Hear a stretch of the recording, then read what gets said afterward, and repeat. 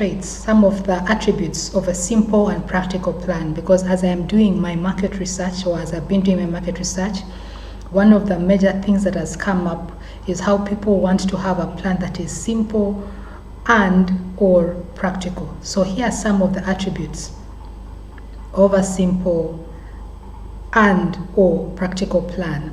Attribute 1, a simple and practical plan shows you what action you can take tomorrow towards your 1-year goal, towards your 5-year goal, towards your 10-year goal. The intention of a plan is to get you into action, not to be this perfect document or this perfect spreadsheet or this perfect thing in project that looks good and has nice colors and has projections and all that stuff. If that cannot get you into action, then that is not a simple and practical plan. The aim of a plan is to get you in action. And as you're planning, the question that you would keep asking yourself in your mind is, what action can I take tomorrow towards my 1-year goal, towards my 5-year goal, towards my 10-year goal? So a simple and practical plan shows you what action you can take tomorrow. That is attribute number 1. Attribute number 2, a simple and practical plan helps you to understand how inaction today will affect you in 10 years' time. So the plan has the capacity to stretch between your now and you in 20 years time or 10 years time. It has an ability to connect your short-term or your short-term goals to your long-term goals. If your plan cannot show you how the goal, how you today is connected to who you want to be in 10 years time, then we might need to do some rework. A simple and practical plan helps you to understand how inaction today will affect you in 10 years time. Number 3, a simple and practical plan has no dependencies on external entities for implementation. That's another big issue that has come up, because we tend to create these plans, and if we are a person who plans towards stuff, we plan without thinking about where we are, then we have a plan which I call a plan that is not grounded. If you have a plan that has tasks in it which you cannot implement, which have dependencies on others, then your plan is kind of floating. It is not grounded. It is not grounded to your reality. It is not grounded to your now. So the focus of this plan, in order to make this plan simple and practical, it is for you to get those different tasks that depend on someone else. It's depending on money. It's depending on a connection. It's depending on a course. It's depending on someone's knowledge, to get all those things and then ground them to your reality.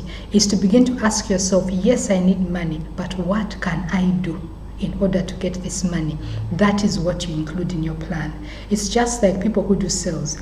Instead of saying that I want to make sales of 100,000 shillings per day, that is your target. That is something that you cannot control. But what can you control? You can control the number of calls you make. You can control the number of people you talk to. If you know what your conversion rate is, then you know that I need to talk, in order to make 100,000 in sales, I need to talk to 20 people, because out of those 20, 4 or 5 are going to buy. So that is what you do with your plan. A simple and practical plan has no dependencies on external entities for implementation. Simplify it so that the plan is in your control. Simplify it by identifying what action you can take tomorrow towards achieving the goal that you have. Number 4, a simple and practical plan involves visualization of the end goal, both for motivation, because you have a clear picture of where it is that you want to go, and also for recognition, because then when you arrive, every part of you understands that we have attained the goal. At times this seems a little bit cuckoos or something of the sort, but the thing is, we need to allow ourselves to daydream, to give our mind, to give our brain a picture of where it is we are going, so that when the going gets tough, we have this picture that is pushing us. We know what it is we are working towards.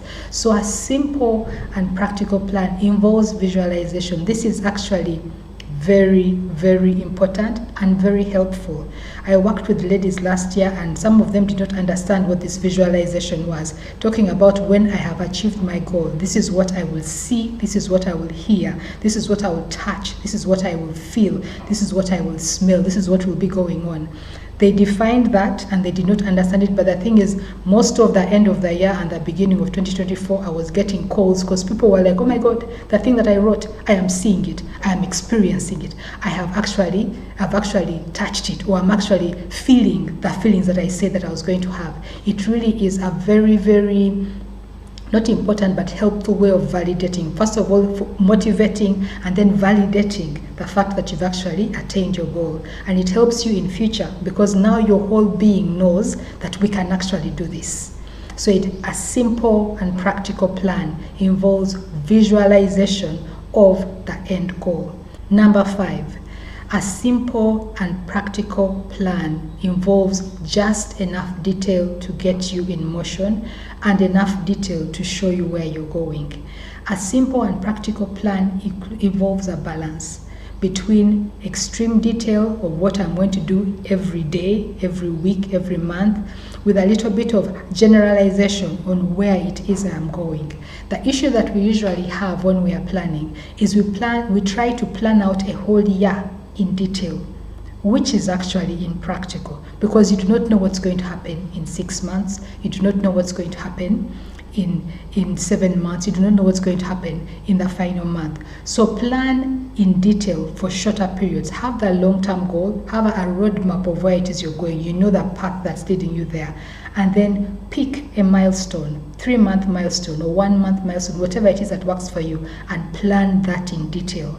You know where you're going, it is clear, you can see the path, but now you know the detail of every day, this is what I'm going to be doing. So a simple and practical plan has varying amounts of detail that enables you to take action, but also while keeping an eye on the end goal.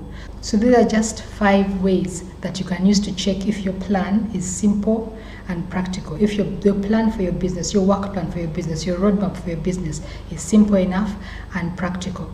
Now, if you're interested in enrolling for that course that I'm going to launch in April, the planning course for solopreneurs, for creative entrepreneurs, and for small business owners who are passionate about what they do, who love what they do, and who want to see an impact in their lives that are engaging or that are interacting with their business. If you're interested in enrolling in that course, in that short course, please use the link in the description of the video. It is a free one-on-one session, a brief one, where I will just get to understand if this would be a perfect fit for you.